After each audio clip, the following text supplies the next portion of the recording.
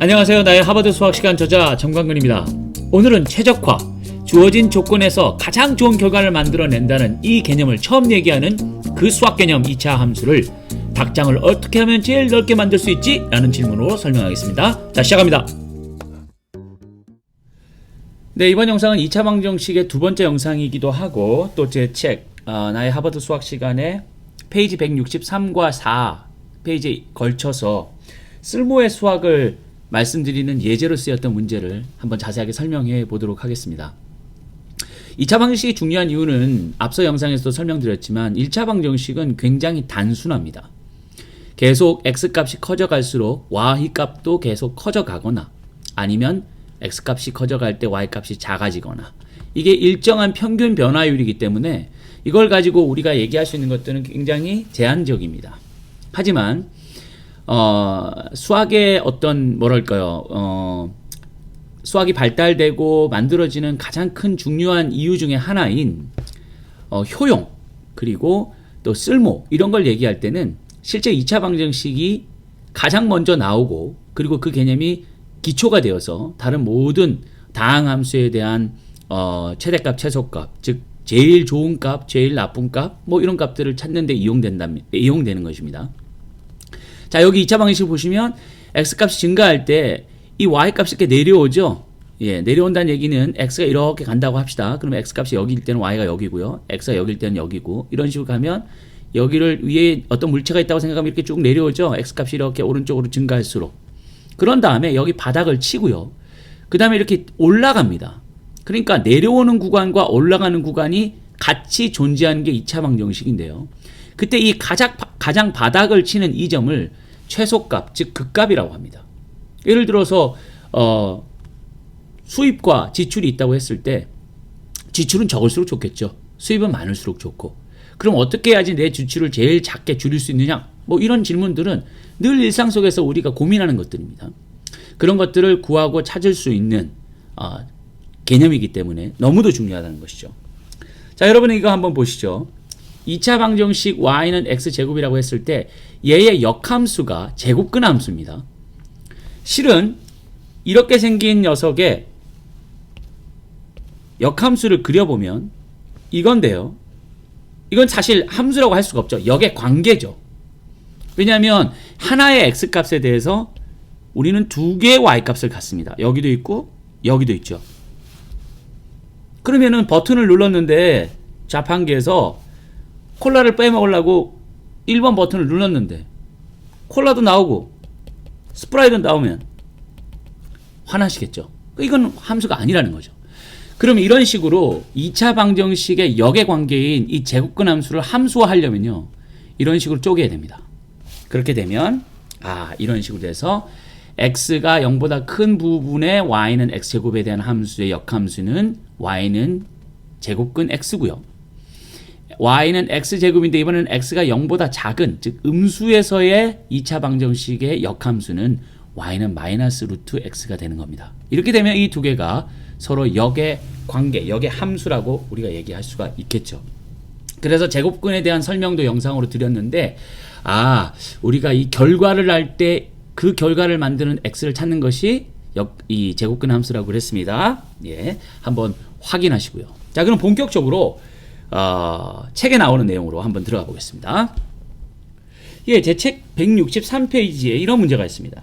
집의 한쪽 벽을 울타리 삼아 직사각형 모양의 닭장을 만들려고 한다. 내게는 60m의 울타리 재료가 있다. 이때 울타리의 가로 세로 길이를 얼마로 해야 닭장을 가장 넓게 만들 수 있을까? 라는 질문입니다.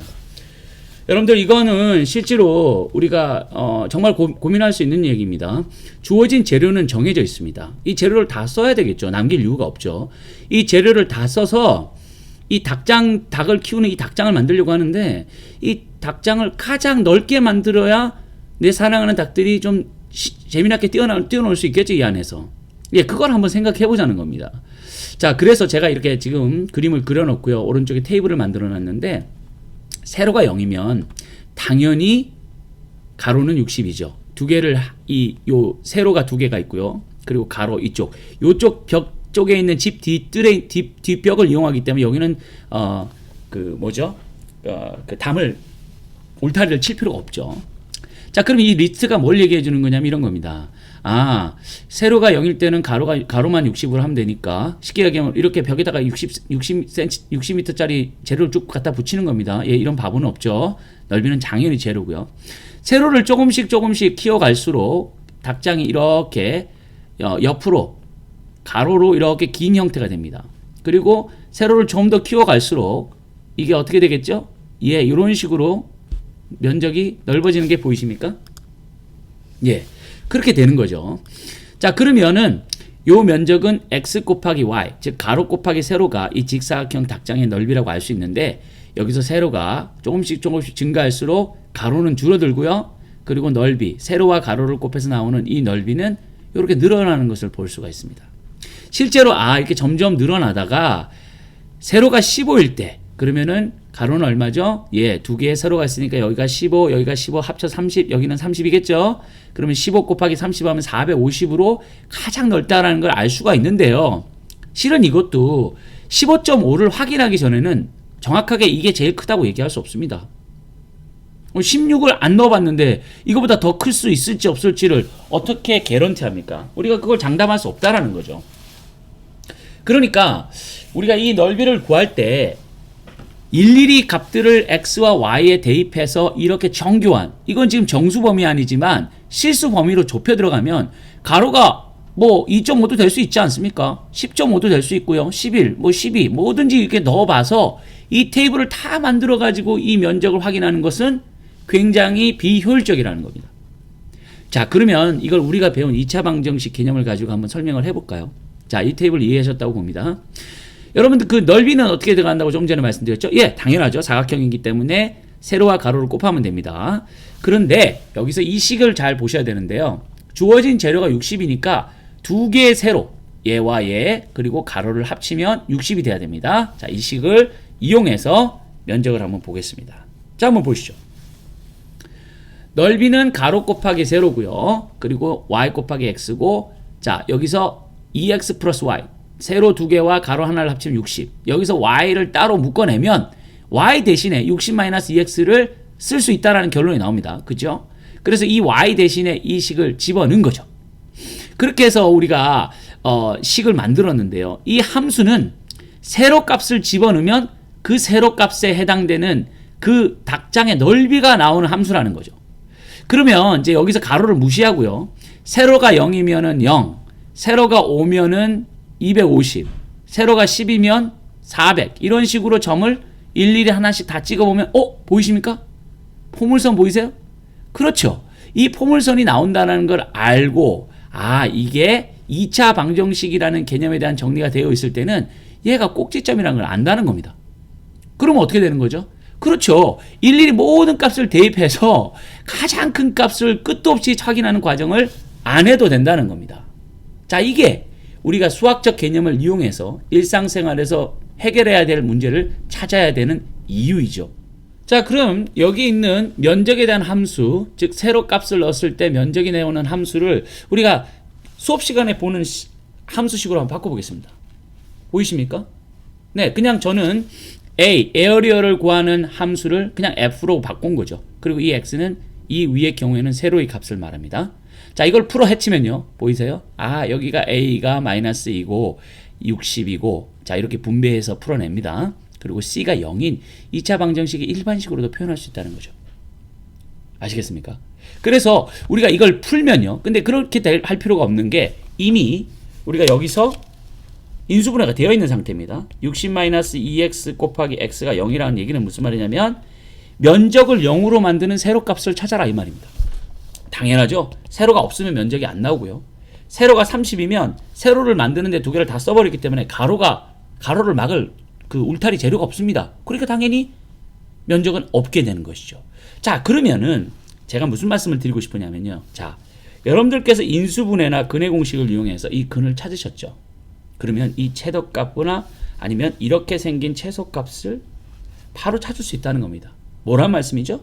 예, 두 개의 x절편의 중간값을 구하면 그게 최대값 혹은 최소값의 x좌표가 된다는 겁니다. 왜냐하면 이 2차 방정식이라는 것은요, 이 대칭 축을 기준으로 대칭이거든요. 앞서도 한번 말씀드렸지만 이 거리가 모두 동일합니다. 이게.